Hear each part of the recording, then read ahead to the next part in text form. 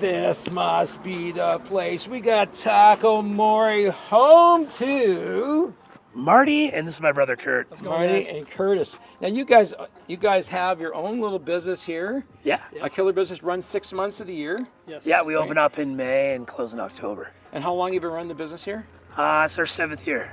7th Yeah. year. Wow. And this is like something that's supporting both you guys? Yeah. Awesome. Yeah, yeah. That's great. And you guys are musicians on top of all this too, right? Yeah, absolutely. Right. And you toured extensively? Toured extensively. I played with a couple different bands. Played with the band Gracefield for a few years, and then with Eric Etheridge, toured with him for a while. Yeah. And what were the genres of music? So I played in like a post-hardcore band. It's like kind of like emo, like hardcore music, and then I switched gears and into a country band. We played Boots and Hearts and all those types of CMT Fest and all that. And Curtis? Yeah, so I'm an independent producer, singer-songwriter. Very cool. I've worked with many artists. I played in a band called Backyard Worship as a drummer, Christian band. Played all over Ontario. Very cool. I write my own originals and produce them. And have you guys always done like business together, or is this a very first venture? This is like 7 years we've been doing this together, so. Awesome. Yeah. Good on you guys. Well, we've been here at Taco Mori, people. Check it out when you're up in Tobermory. Great place to go visit if you're visiting Manitoulin Island and points beyond. Cheers, guys. Thanks for coming out. Cheers, guys.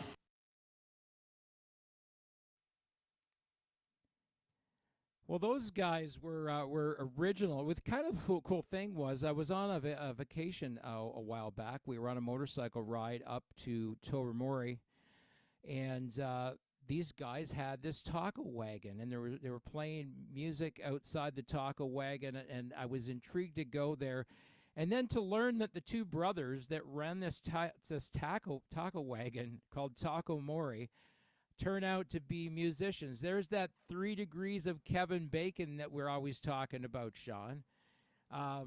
It's unreal when you run into people and then inextricably there's a link between you and them somehow, which I always find intriguing when I'm out, doing something that is completely unrelated to what I normally do. So that was a cool experience. We got a great show for you tonight. Michael Brandvold, digital marketing specialist, is with us tonight. I call him a digital marketing guru. But before we get to Michael, we got to get to my co-host with the most from the East Coast, Sean McKenna from the podcast Barstools and Bandtalk, Rimshots with Sean. Howdy ho. Hey, buddy. Howdy ho. How you doing? Oh, not too bad, you. Good. It's been a crazy week already. It's like we got a pile of new music coming out this month. We've got a tune called Nothing I'd Rather Do by a band called Trick Shot from Adelaide, Australia. We've got Interlude coming out by He Said, She Said. That comes out on Friday as well. Pull Yourself Together by Angry Hill from Boston. Those guys toured extensively with Godsmack. So kind of interesting stuff we got going on this month. Cool. It's always fun. It is always fun. There's always something going on. You've been busy. I saw you were at Rock the Harbor. Yeah, that was a lot of fun. Canadian classic bands. 3 nights of fun. 2 local, I guess we'll call them legends. That one still plays around town. Another band hadn't played in 41 years and get back together. Band called Titan, which probably, they got a lead singer named Dave Roberts who should have been a superstar. And they were, I guess, one of the very first show bands in this neck of the woods. They used to do a lot of Queen and Styx and their own stuff. And so it was a lot of fun. And then the weekend was capped off by Nazareth, who gets stuck in Toronto and didn't land in Halifax till about 11 o'clock and didn't have any of their gear, nothing. They just went up and banged out a set and got her done on Sunday night. So I'm still recovering, to be honest with you. That's crazy. They came with no gear and they still got up and played. Well, there was 3 sets of drums there, so they kind of put together a back line. But the guitar player and Pete Agnew, the bass player, were using backline bass and guitars, and you could tell if you were a musician, you could tell that they were kind of having a rough time with it. They weren't playing terrible. It was just when you're not comfortable on your gear, that's the way it goes. And but I thought they did a great job, And playing backline gear, especially for drummers, is like wearing someone else's running shoes on the wrong feet. Well, a number of years ago, I used to play a Wednesday night in Halifax. I did it for 10 years, and I'd get calls from guys that would say, "Hey, can I set my stuff up early for the weekend?" And so I've played pretty much every configuration, and I don't get too nervous about it, but I do get it. I mean, I prefer to have my own pedals and stuff like that. So it's Right. It's white knuckler stuff. Well, tonight we're going to talk about digital marketing. Get some gold nuggets from our friend Michael Brandvold. Michael Brandvold is a digital marketing specialist. I call him a digital marketing guru. He's so much more than that. He has had some great clients over the years, starting with the likes of Kiss. Went from being a interested party in supporting the band to actually looking after a whole lot of their digital marketing, and them and Ozzy Osbourne and Alan Jackson and Britney Spears, and the list goes on and on.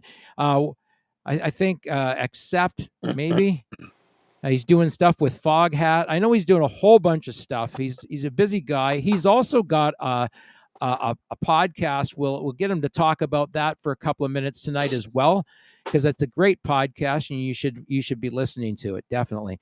Without further ado, Michael Brandvold is joining us from, I believe, the San Francisco area tonight. Hi, Michael. Hey guys, how you doing? How's she going? Good.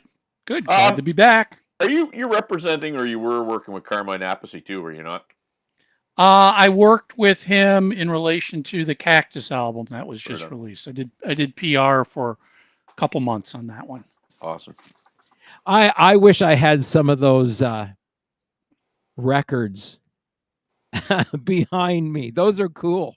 Yeah, he earned those as opposed to getting them on eBay there, Ken. So Yeah, true. I mean, those are my absolute prized possessions. They were presented to me by the bands. My name is on the plaque.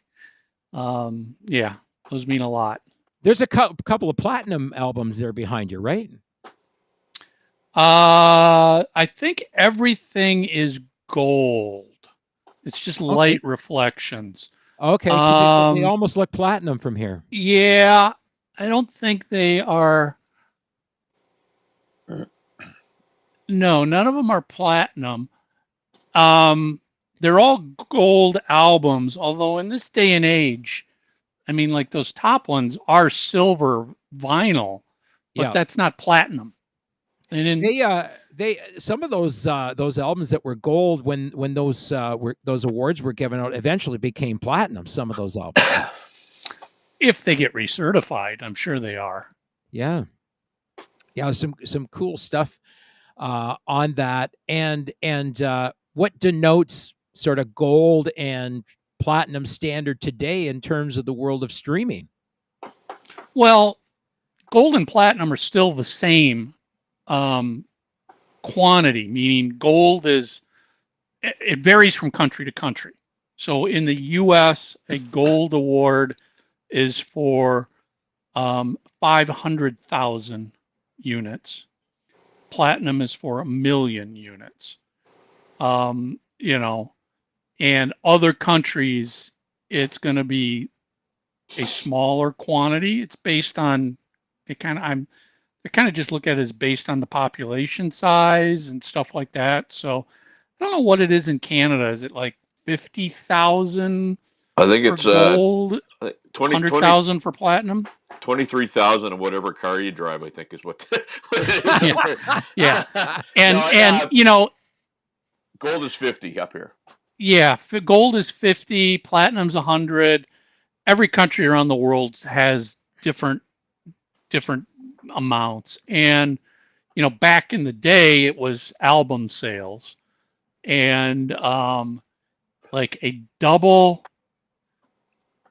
Here's a little fact that maybe some fans may not realize, but like a double LP counts as 2 albums sold. So, for example, you have a double album live greatest hits album, live album. To go gold in the US, you only need to sell 250,000 because there's 2 albums in one sale. Right. It's interesting. There's an artist on our label that no longer exists, but we have an album out by them, and it currently has 717,276 sales. Not bad. Not bad for a band, an unknown, right? Sure. And nowadays they've also put together formulas that will include streaming numbers and video plays in that as well to achieve a gold or platinum status.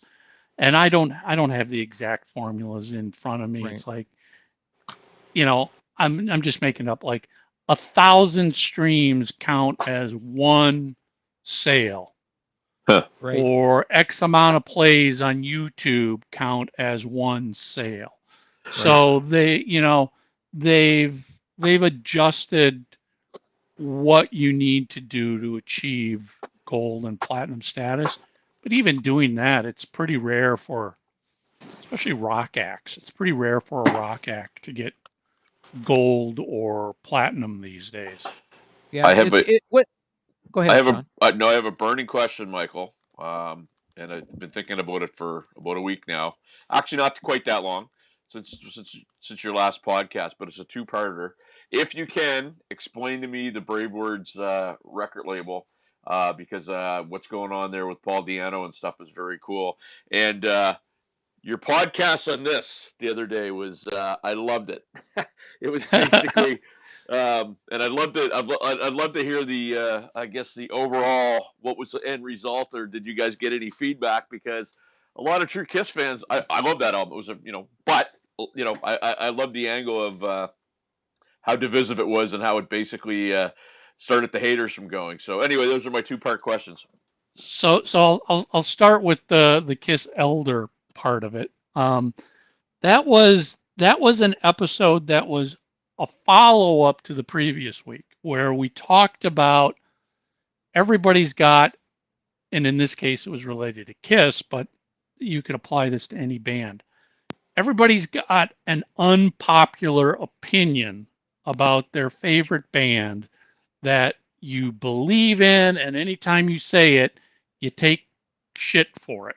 Basically, yeah. We've all got it, whether it's an unpopular opinion about an album, a lead guitarist, whatever, and we did an episode where we shared unpopular opinions, and then the listeners of that episode had a lot of unpopular opinions about the Elder.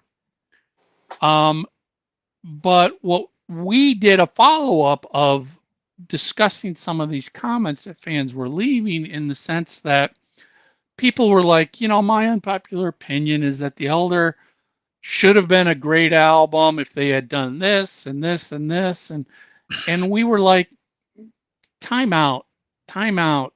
You had to be there when the Elder was released in 1981. I was there. I remember buying the Elder the day it was released in 1981. And if you were not there when this happened, you do not understand that the Elder was literally a bomb the day it was released. I mean, nobody, especially in the industry, radio, retailers, press, nobody gave it the time of day. And basically what if you were a Kiss fan by then, you realized in 1981 Kiss had lost all respect. if, you could argue, did Kiss ever have respect? But, 75, 76, 77, 78, even in 79, Kiss were kings. Like them or not, they were huge. But it fell very quickly. By 1981, nobody was paying attention and giving them any credibility, any respect. It was a kiddie band wearing makeup that had a lot of pyro, and they couldn't write, they couldn't record, they couldn't do squat. And Kiss wanted to release The Elder as a way to show we're smart. We can write an album that the critics love. We're going to get Bob Ezrin in. Bob Ezrin just did The Wall. Look at this phenomenal. He did our Destroyer album, which many people will cite as the best Kiss album, studio album they released. We're going to get him, and he's going to come in, and we're going to write this smart album to show the critics that we are something of substance. And right there, and then it was supposed to be a concept album, and right there they lost it all. The concept of any band deliberately setting out to write an album to please a group of people is guaranteed to ultimately fail. It's an interesting thing because my history with Kiss goes all the way back to 1974, and the first time I saw them was on the Dress to Kill tour. And what I was struck by most of all, I mean, this is we're talking 1974. I was 15 years old, right? And I'm at my first Kiss concert at a 2,000-seat arena. It's an old wooden arena, and the sound in there was phenomenal. And we were right at the stage. There was no security back in those days. It was all general admission. I think our tickets were $4.50 or something like that. And what struck me about Kiss right off the hop, I'm thinking, this is like going to a rock opera. There was so much theatric involved in what they were doing. Right. And that, I mean, it was so raw back then because they were just starting, to put together their stage show. And I thought, here's a band that plays catchy rock and roll, and they've got, the theatrical piece of this thing. They've got the whole package. Yep. Oh no, they always did. It's just, by 1981, people, meaning a lot of the industry and the media and the critics and the reviewers and the radio stations, they dismissed Kiss. It's just a bunch of guys who wore makeup, who couldn't play, couldn't write. And, they wanted to change that with The Elder. And obviously that was just a huge commercial failure. I mean, the label heard it. The stories that are out there is when they played it for the label, it was dead silent. The label's like, what the F did we just listen to? They couldn't tour. I mean, it was basically as close to death for the band as they had ever gotten, was The Elder. And that's all that episode you listened to, Sean, was Mark and myself saying, listen, we were there. Yeah. We were Kiss fans back then. It was brutal to Caressive Steel to announce to the world in 1981 you're a Kiss fan. You were going to get crapped on by everybody. And honestly, rightfully so, because from Dynasty, Unmasked, Elder, it was like, this is not the same band that did Destroyer, Rock and Roll Over, and Love Gun, or even the first three albums. So right, you had to, this isn't about whether The Elder is a good album or a bad album. You can love it, and that's perfectly fine, and you're right to love it. I don't hate it. I don't love it, but I don't hate it. Mm-hmm. But what we were discussing was, this is the reality of what was going on in 1981. They couldn't get the time of day from anybody in Right. 1981. Do you think that there was a problem with the target market when they released that album? Well, yes, the target market had left them. Kiss Right. fans, by and large, again, from Dynasty to Unmasked and then seeing and listening to The Elder, were like, bye. I'm no longer in the Kiss army. And you got, keep in mind what was coming out by other bands at that time. You had Black Sabbath and Van Halen and Cheap Trick. I mean, you could easily just sit here and go, okay, I'm gonna go listen to Van Halen instead. I'm gonna go listen to Black Sabbath. I'm gonna go listen to Deep Purple. There was plenty of other bands that were releasing great hard rock, and the Kiss, the majority, maybe even the majority, but a vast majority of Kiss fans checked out, left. This band is no longer releasing the music I fell in love with. These costumes, what the hell is with these costumes? They're no longer wearing platform boots anymore. There wasn't even a photo of the band on the Elder album.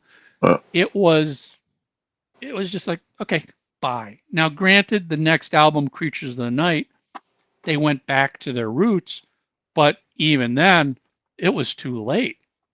The general music industry, record buying public, had said, nah, it's a kiddie band that wears makeup.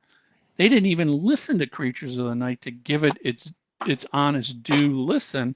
They had to take the makeup off on Lick It Up to be able to get people to pay attention to them again and listen to the music. And of course, then they went back up the charts, back up to touring.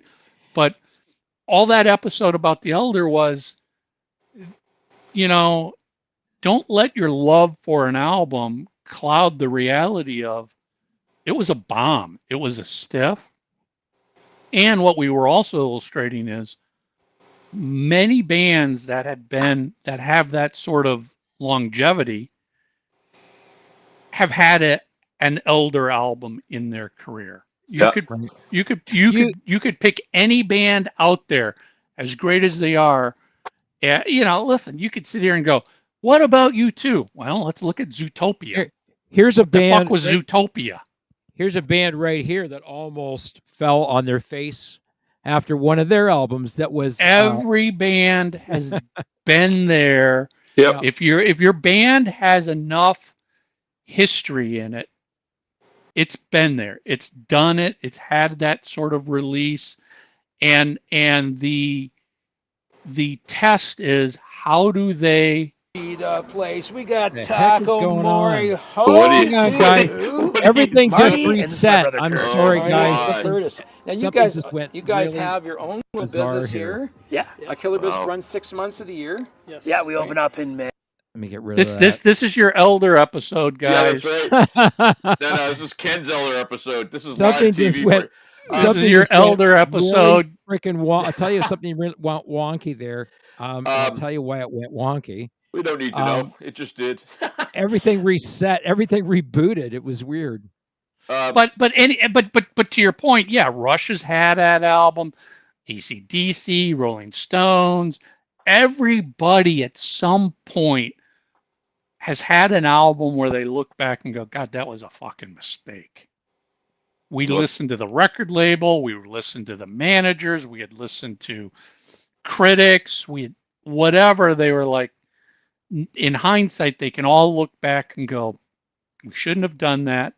And the fact that any band can weather that situation and come out and still survive for decades more is a true testament to that band's ability to write, perform, to be a great band. 100%. I'm finding a weird thing going on here with our feed, guys. We've got good audio, but the video is frozen. You guys are both frozen. I can see you in the green rooms, moving around, but I can't see him moving around on screen, which is kind of really weird. Well, that's fine. My point too, while you're figuring it out, Braveward's records, Michael, because this fascinates me.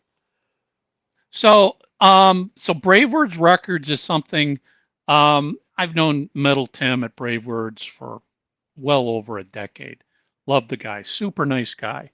And, for a number of years, I'm like, Tim, you need a record label. I mean, you are, bravewords.com is looked at as, the godfather of metal journalism, metal websites. It's the destination people go to. And Tim himself, I mean, he's got the nickname Metal Tim. I mean, Yep. every metal hard rock musician knows Tim.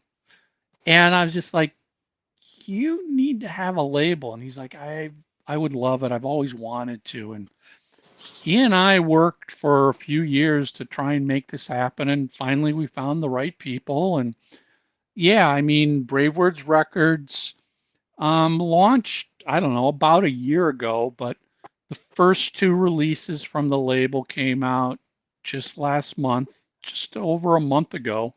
Paul Di'Anno's new band, Paul Di'Anno's Warhorse, and Chris Slade has got a solo band called Chris Slade Timelining. Chris Slade, as we know, incredible drummer from AC/DC, and Paul, I mean, if you don't know, Paul is the original lead vocalist of those two amazing first Iron Maiden albums.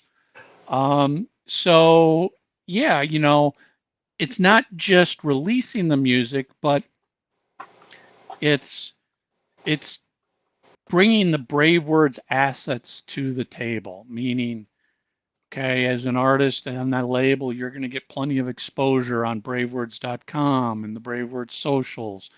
And, we're going to promote the crap. It's not one of these where, oh, your album comes out and the next day you never hear from your label again because, we're not doing anything. No, I mean, it's from the day the Chris Slade and the Paul Di'Anno albums were released, every day we've been posting stuff, whether it's album reviews, interviews. We keep the attention on the artists we sign for as long as possible. Right. Work our butts off getting them interviews, getting them reviews, creating graphics.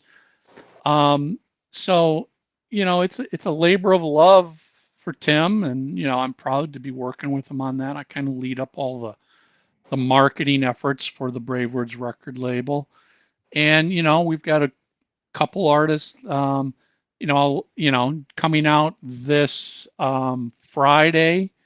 We've got an unearthed release from Rhett Forrester that's never been released before. Wow. That's coming out. Wow. We've got some never before seen video footage of Rhett. But we signed Crimson Glory. We're going to do a new album for Crimson Glory. Wow. Lillian Axe is on the label. We've got, a new Lillian Axe album that will be coming out at some point. So,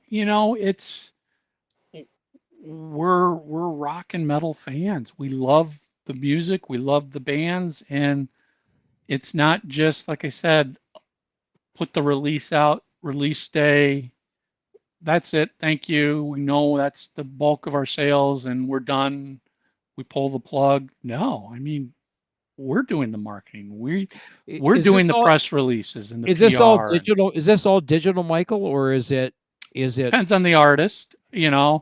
Paul Di'Anno and Chris Slade are CDs as well as digital. Rhett Forrester is going to be digital only. It all depends on the artist, what the potential sales could be, what the rights are. That some artists might have a release that they can only give it to us for digital because somebody else did physical. It varies. Well, if I could, I just before I found out you guys were you had Chris Slade, I interviewed him, And the guys at Headhunters Drumsticks liked the interview so much that they came to the table and endorsed me with my very own product. So I was pretty excited about Sweet. that. And Chris, he was a gentleman. He was, I've seen a bunch of his interviews, and he does not say and he could, but he does not say a bad word about anybody. He was a great guy to talk to. Didn't have the pleasure of Mr. Deano, but obviously another legend that's a great signing too. So man, you guys get a lot of stuff on the go. That's very cool. Yeah, I mean, the reviews have been incredible for Paul Di'Anno's album. Everybody's like, it's classic Di'Anno metal. It's nothing new. If you love old school, new wave of British heavy metal, you're gonna love this. If you love 80s metal, you're gonna love this. And Chris Slade, my God, I mean, that guy has done dozens upon dozens upon dozens of interviews Now, to support this album. Is Brave Worlds the record label? Are they connected to Brave Words, the website as well? Yeah. So it's kind of all one and the same. I mean, Metal Tim is Brave Words Records. He's Brave Words the website. So when we sign somebody and I send Tim something saying, hey, we need to do an interview and get a feature story, he does it on the artist. I have access to all the Brave Words social accounts, so I can go in there. Chris Slade does an interview with some other podcast. I can post it to the Brave Words social, so all the Brave Words followers will immediately see these interviews. So yeah, that's the unique feature of Brave Words Records, is we have access to utilize and leverage the entire bravewords.com world. Right. So you got some great connections to be able to push that stuff across media. Oh, 100%. Because what we like to say is every artist and every label out there wants coverage on Brave Words. Right. And many of them are going to get it, but when it comes to Brave Words Records, it's not one piece of coverage. Right. I can push stuff out every single day on Paul Di'Anno and Chris Slade to the Brave Words socials. Now, are you guys handling more than just? Are you guys handling just metal, or are you handling rock? What are the genres? Anything that bravewords.com might cover. Okay. Could be signed. So it could be rock, it could be hard rock, it could be hair metal, it could be glam, it could be, prog rock. Hey, we've got Crimson Glory. It could be anything. So what does he cover on Brave Words? Does he cover independent artists? Sure. Self-released artists get covered all the time on Brave Words. Okay. Yep. Cool. That's awesome. So I want to ask you a question about digital marketing in terms of digital music, right? Sure. Now you guys are handling digital for people. How has anything that you've done changed? Do you use the tools within the streaming services to do promotion, that kind of stuff? What do you think of any of that stuff? Spotify's got a lot of great tools. Problem is they're not consistently rolled out for everybody all the time. They roll stuff out slowly to, lack of a better term, beta test it. One of the cool things I absolutely love about Spotify is they've got a feature called Clips, which is essentially TikTok style videos that play within Spotify. Right. And, they play on your Spotify profile. You upload a 30, I think it can be from 3 seconds to 30 seconds, if I remember. Are you talking about the canvases? Nope, not Canvas. Canvas is a video that plays in the background. That's right. Clips, one of the clients I work with is Foghat. So if you go to Foghat's Spotify profile, you'll see a menu item where up at the top where you've got like merchandise and events and music, there'll be something called Clips. click on the Clips tab, and it opens up a page filled with videos. And these are short form vertical videos that Foghat can upload directly to their Spotify profile. Just like you would upload a video to TikTok, well, now you can upload a video straight into Spotify, so people can now watch videos right within Spotify. Right. So if they wanted to throw something up there, they're rehearsing for a show or something like that. They It could wanted be to put rehearsing. It can backstage footage. It could be live footage. They just don't. Spotify doesn't, and this makes complete sense. They don't want you to throw up a video. That's all about directing the fans to leave Spotify and go somewhere else. So you don't put a video up on Spotify that says, here's a 30-second sample of our music video. Go to YouTube to watch our music video. They don't want you to do that. Right. But you can put a 30-second clip up there of the video. You can put live performance. You can put acoustic. You can put interview clips. It can be anything you want. I mean, again, it's short form vertical video content like you're used to creating for everything else. Well, you can now upload that to Spotify, but this clips feature isn't accessible to every single artist all at once immediately. Right. Like, Foghat got it, and my client Wasp got it. They're slowly rolling it out to different artists. That I love that. That's a great, anything more to keep people on your Spotify profile is great, because if they're on your profile, they could be listening to more music. They could be looking at tour dates. They could be buying merchandise.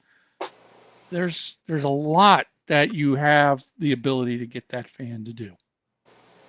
Yeah, I mean, there's some great things that already exist, and you're right about them slowly rolling different things out, because it's not rolled out to everybody at the same time. So I think they're, like you said, they beta test a lot of the stuff. Sometimes they roll it out in a different country. It's like, oh, this feature is only available to artists in Australia. I mean, and obviously, as somebody who's worked in computers my whole life, that's just their way of testing it and making sure it works and understanding where the bugs are and what the feedback is going to be. And, you don't want to roll it out worldwide for every single artist all at once. You're going to get slammed with probable tech issues.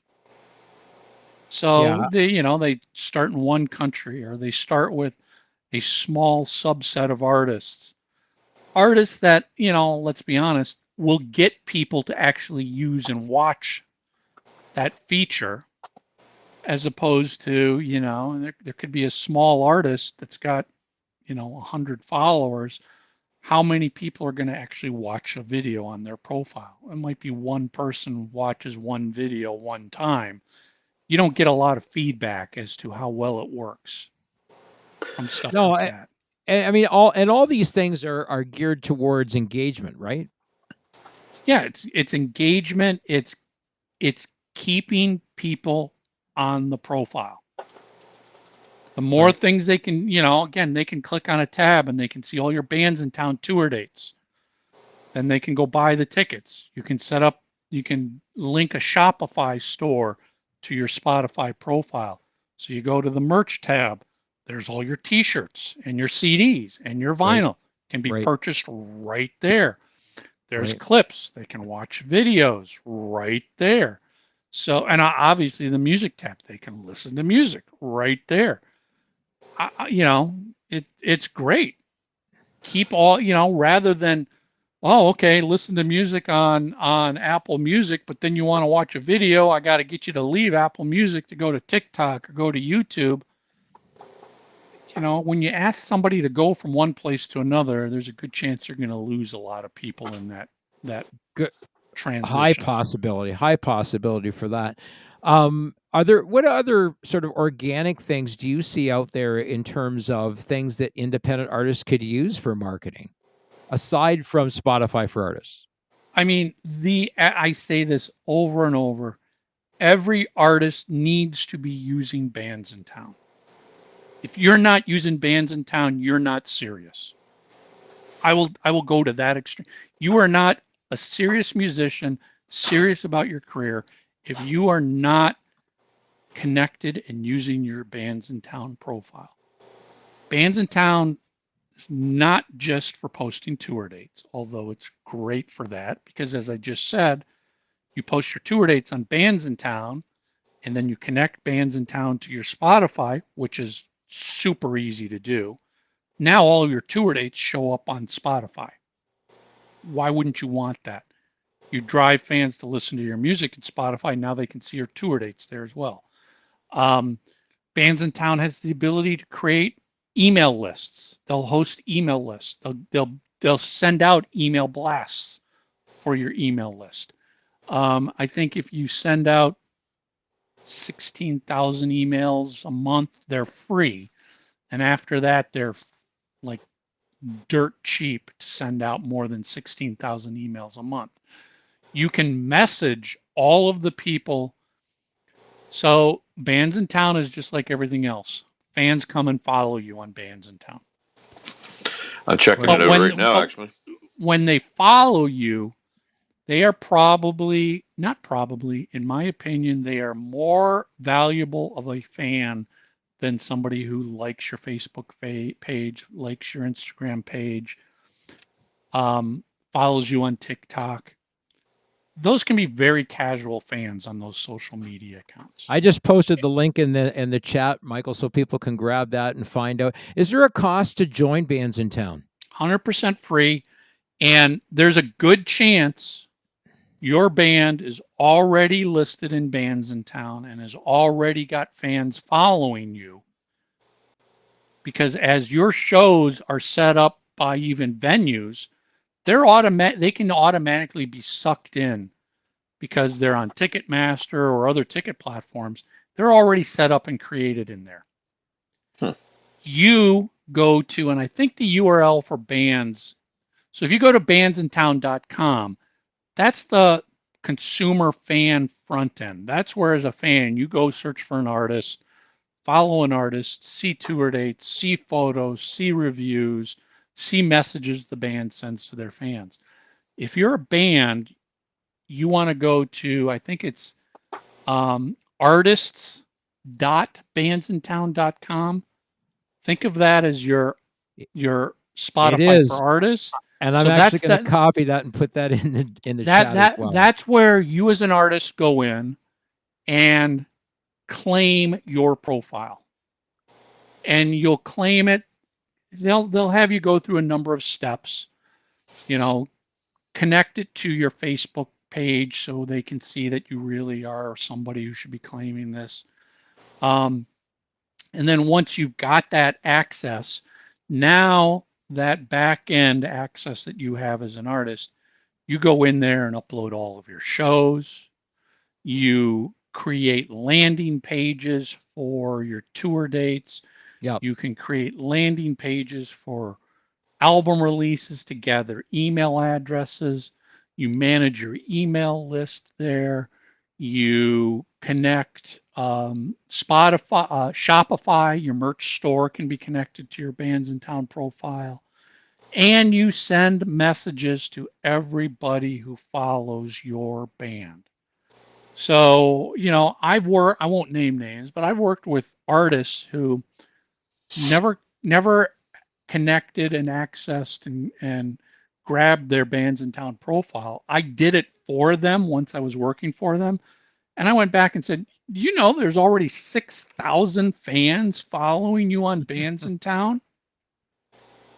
You've got 10,000 fans who like you on Facebook, but as we know, 10,000 fans will never see everything you post on Facebook. Maybe when you make a post on Facebook, maybe 1 or 2% of that 10,000 will ever see what you post. Yep. If you have 6,000 fans on Bands in Town and you send a message for free to 6,000 fans, all of them will get alerted that there's a message from the band.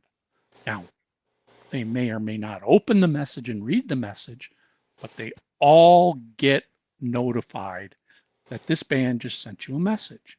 And you don't have to just promote tour dates and bands in town. I use it all the time to promote, hey, here's our new video. Click this link to go to YouTube. Hey, here's our new t-shirt. Click this link to go buy it. Hey, here's a new interview that we just did. Click here to go watch the interview.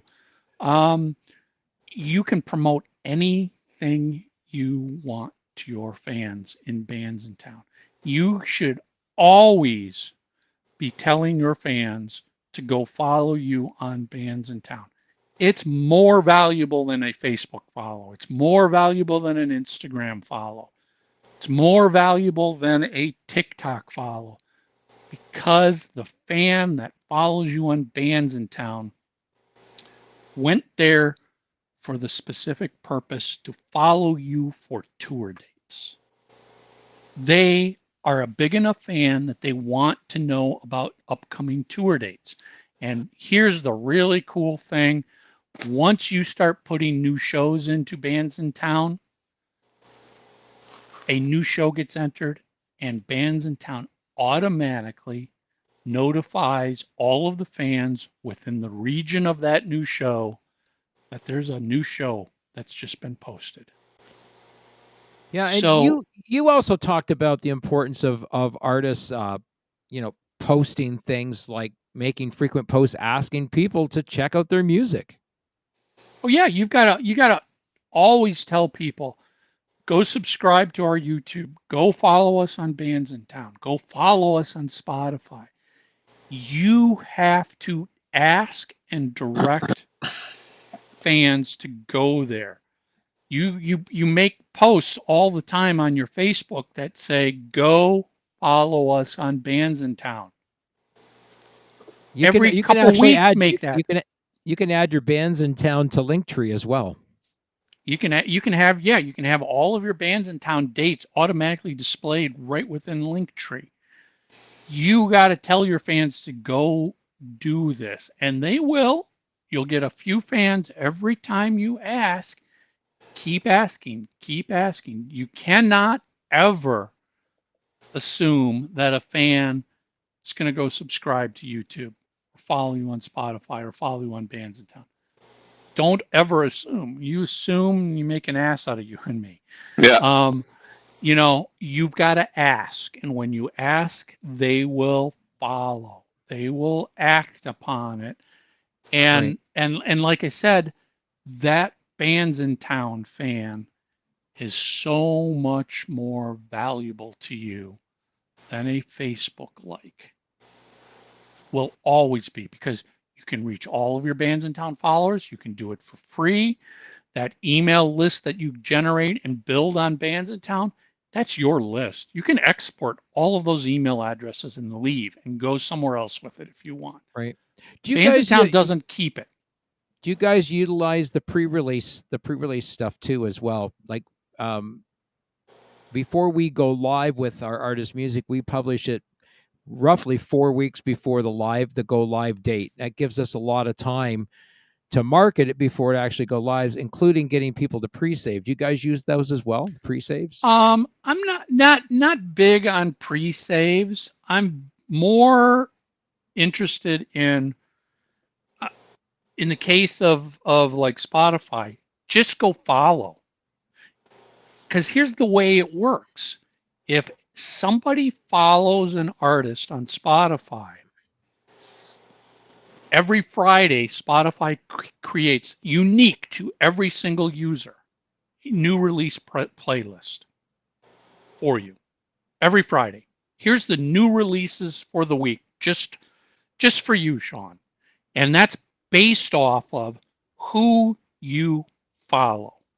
Yep.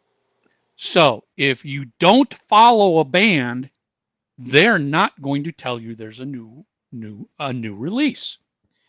So you as an artist, you want your fans to go follow you. So their new release playlist every Friday comes up and says, there's a new release by this artist. Click, it's a playlist. They can just start listening to the music, and then so that's more, because that follow is going to be there for every release you make in the future unless they unfollow you. That pre-save only works for that one pre-save. Right. And how important is that, those follows? What do you think the percentage is that pick up a new release, for example, based on the number of followers? Well, that can vary greatly, but that falls back on you to educate your fans and say, listen, here's why you want to follow us. Mm-hmm. So you get notified of our new release automatically in Spotify. And here's where you go find your new release playlist if you're not aware of it. So why do you think Spotify is so important in all of this? Because there's a lot of people that don't like Spotify because of a lot of different things. Well, let's be honest. Most of the people who don't like Spotify don't like it based on misinformation. Spotify is a absolutely monstrous platform. Your fans are there. And again, let's get back to those fans. Not only can they listen to your music, they can find your tour dates. They can buy your merchandise.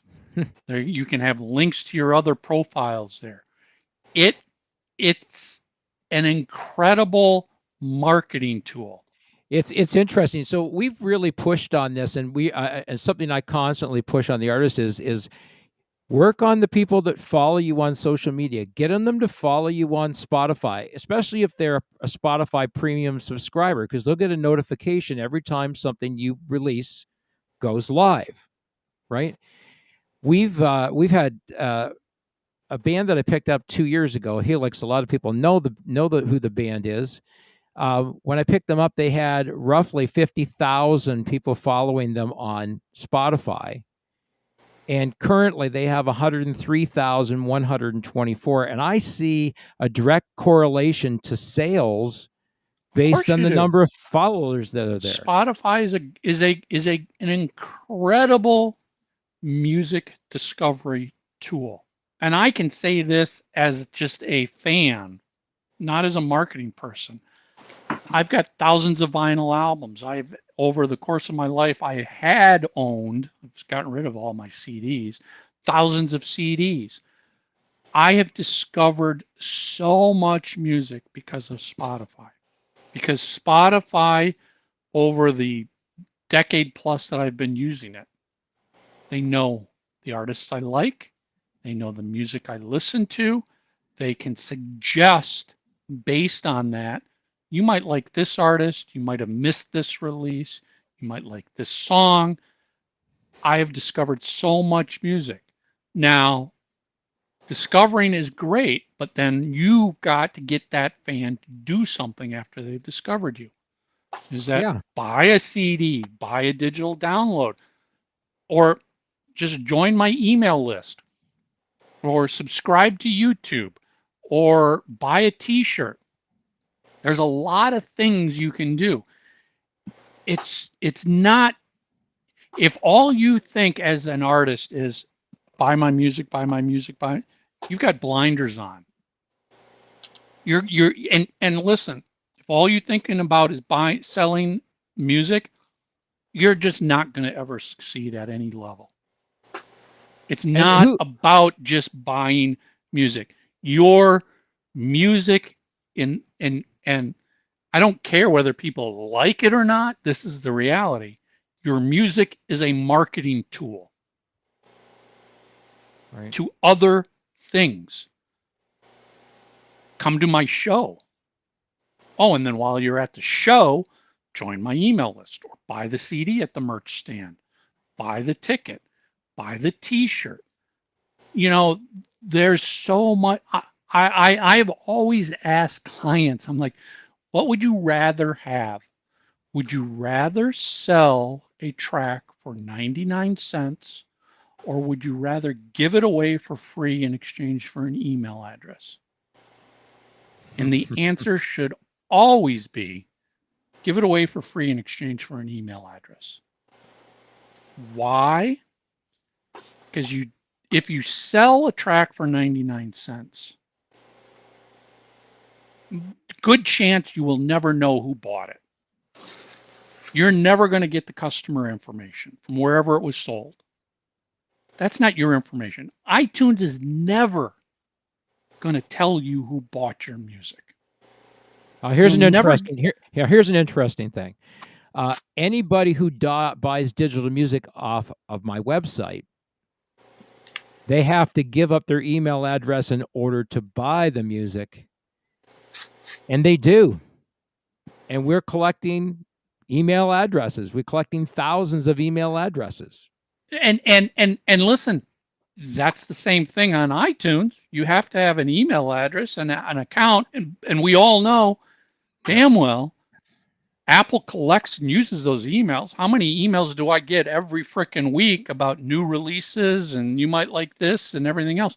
But the point is, Apple is never giving those emails to the artist.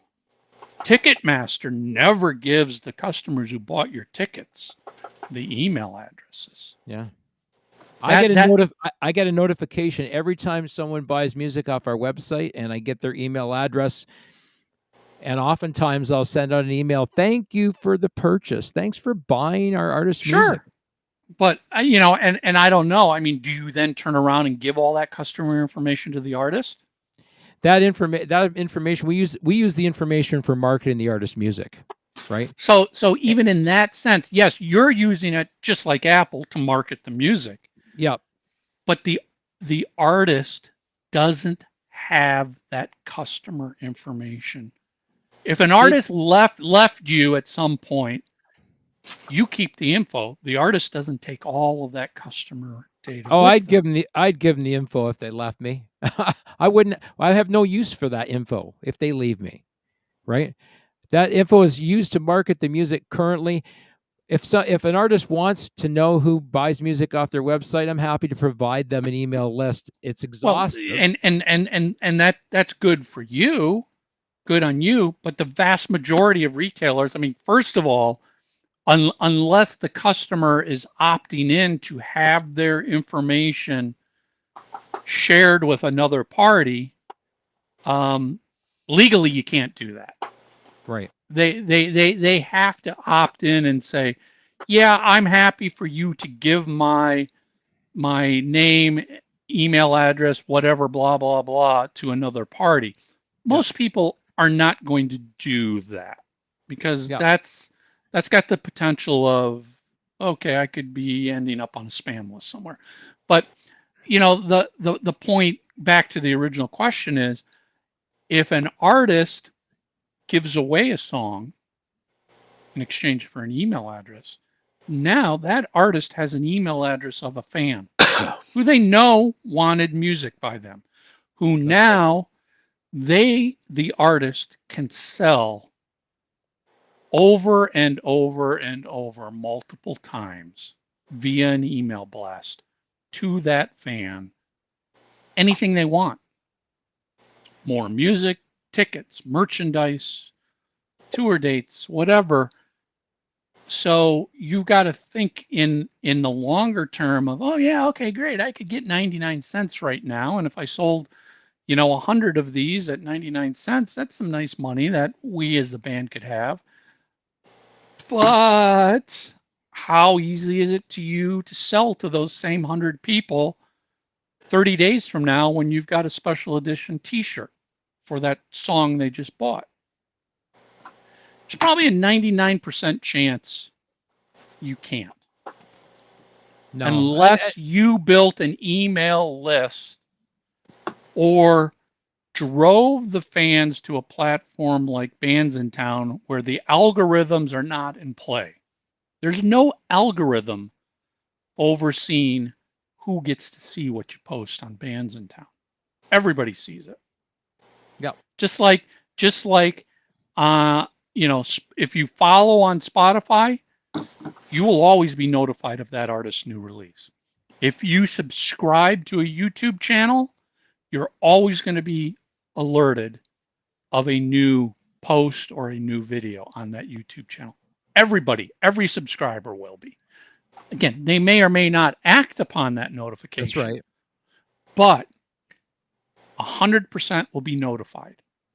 You will never, in the world of all these social media accounts, ever reach 100% of your followers. Yep. Can't. TikTok, no. Facebook, no. Twitter, no. Instagram, no. Sure, you could then start spending ad money to boost your posts, Right. but even there, it would cost you so much money to boost your post to end up reaching everybody who liked your page Right. that you would never make enough money in return to cover what you just spent to send that message out. What would you consider to be acceptable, or an acceptable number or percentage of people that engage on social media? What would be the max, you think? There's never, in my mind, an acceptable number. There's always more that you can get to engage. You should Right. always be working towards one more follower, one more engagement, one more, and one more a day added up over 30 days. That could be 30 new email addresses. Or if Right, you're doing it, But you're saying you can't get 100%. So what do you think that number really is then, if it's not 100%? well, you can't. There is no ideal optimum number. Those algorithms are such a damn mess that you're being mixed. Those likes are coming from people who like your page and people that the algorithm is putting in front of that don't like your page. Yeah, here's an But they interesting like the thing. comment. So how do you track that person down? You can't. You just can't. Here's an interesting thing. So Spotify recently, they always putting out little tips, right? Things you can do differently and whatnot. And there was this one that came out. Do you ever change your profile photo or add new photos to your Spotify for Artists page? And if you do, it changes the algorithms. It helps. It keeps it fresh. I mean, once just like claiming your Bands in Town profile, I can't tell you how many artists have never claimed their Spotify profile. Yep. Go to Spotify for Artists and claim your profile. If you've got music on Spotify, you should own the profile page. Go claim it, first of all. Michael, on this whole business in terms of, the artists promoting their music and selling their music, who do you see largely responsible for selling an artist's music? Who's responsible for selling it? The artist. Yeah. 100%. It's the artist's job to sell their own music. It's not Spotify's job. It's not Apple's job. It's not Amazon's job.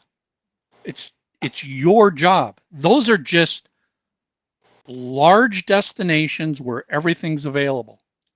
And sure, Spotify and there's algorithms that will recommend things to you, but that's based on each individual user's listening history. That's right. So my recommendations are different from each of you guys' recommendations. And listen, when I was letting my young daughter years ago use my Spotify to listen to her music, it was screwing up that algorithm. Because now all of a sudden I was getting a lot of kiddie music, children's music recommended to me. Right. For sure. Yeah. And I had to stop, go use my Amazon Music profile. I haven't fine crafted my Amazon Music profile like I did Spotify. Right.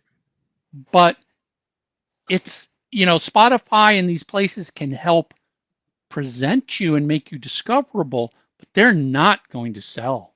Your job as an artist is to tell people where your music is, how to get your music. To this day, I still will have artists where I'm just like, I go to their Facebook page and they're like, we just released a new album. Okay. Where's the link? Where is the link to the album? Right. I literally want to give you $10 right now. And I've said that to some artists just to make a point. I want to give you $10 and there is no link for me to buy this album. Where do I buy this? And you know what? There's not a response to that. Here's an interesting thing. One of the things that we do on our website is that we when we post an artist releasing new music, they have their own music page on our website. Anybody can go to our website, listen to their music for free in high-res audio, and then they can either download it off our website, or we have the links for their Spotify and their iTunes, which tends to cover the majority of the market. And you can find it all the other places as well. If you belong to one of those services, all you have to do is search our artist music.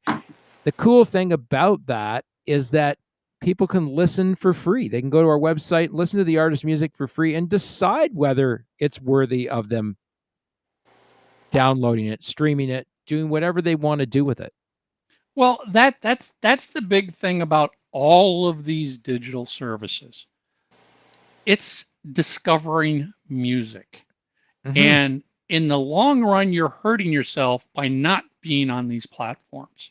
Why? Because when somebody goes to a platform, types in your artist name, and you don't appear, what do? Nothing. They can't do anything. Your album should be up on YouTube. Your album should be on every one of these profiles, because you do not know where an individual fan likes to go to get their music. Now, if you start using tools to build landing pages, I use a website called Linkfire to build a landing page. You will get data as to what is the most clicked service destination, and you can see, oh, my fans go to YouTube Music more than all these others, or my fans go to Spotify, or they go to Apple. You can start seeing where your fans want to go and what they're interested in, and that can help give you data to, well, where do I put more of my marketing effort? Do I want to start driving all of my fans to this one destination, or do I want to make sure they don't forget about all these other ones that we're up on? It is explicitly the job of the artist to market and educate and inform their fans. Yes, the record label, we do this all the time. Brave Words Records, we're constantly telling fans, here's the link to go to the music landing page. Exactly. But it's not solely the record label's job. It is first and foremost the artist's job. And if the artist doesn't do it, nobody else can do it more for you. Meaning, I can't make an artist want to sell their own music. And if they don't want to sell it, no matter how much I want to sell it, it's never going to be the same. As an artist, and this goes to every band member within that artist, not just the artist's official page, but every band member should be individually marketing their album to their friends and their family and their followers. And if you're not, do you care? Seriously, if you're not going to market your own music, why do you think anybody else should care to market your music for We got to you? get you back on the show again, because you've got some really, really great insights to help artists. And these are, a lot of times, I don't know if that's your experience, but I always say working with artists is sometimes like herding cats. Oh, listen, I'm sure offline, if the three of us sat at a bar, we could share horror stories about what we've dealt with. And it doesn't change. And listen, and this isn't limited to just the new artist who may not know. I've worked with some major artists who also don't have a clue and don't Mhm. care. It doesn't matter how big or small or how few or how many albums you've sold. These problems are across the board, have been there pre-internet, and they're here today, and they're going to be here forever. Guys, I want to really thank you for your insights tonight. Michael, you're always a breath of fresh air every time you're on the show. You always have some great insights to show, to talk about, and we want to have you back again. Hopefully, we'll have Anytime. you back again. We love having you on the show. Michael Brandvold is a digital marketing specialist. He is with Brandvold Records now, and he also has Michael Brandvold Marketing. Michael has a great insight in terms of digital marketing. He comes here and shares some of this stuff. Thanks for sharing tonight with us. Sean, my co-host with the most from the East Coast, and I am Ken.